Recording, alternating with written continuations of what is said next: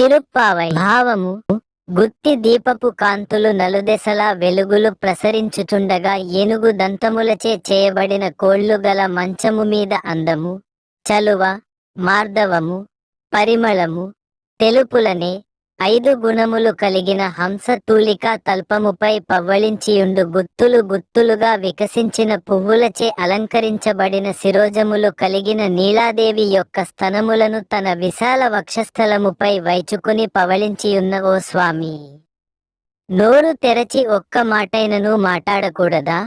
లేక కాటుకచే అలంకరింపబడిన విశాలమైన నేత్రములు కలవో నీలాదేవి?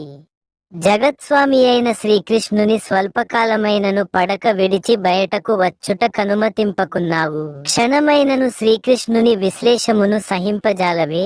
ఇది నీ స్వరూపమునకు, నీ స్వభావమునకును తగదు.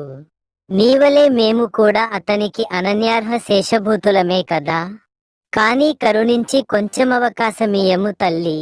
అట్టి అవకాశము నీవిచ్చితివేని మేము చేసే ఈ అద్వితీయమైన ధనుర్మాస వ్రతము భగవత్కైంకర్య రూప మంగళ వ్రతముగా సాంగోపాంగముగా సమాప్తి చెందును. ఇందేమాత్రము సంశయము లేదు అని ఆండాళమ్మగారు నీలా శ్రీకృష్ణులను వేడుకొంటున్నారు.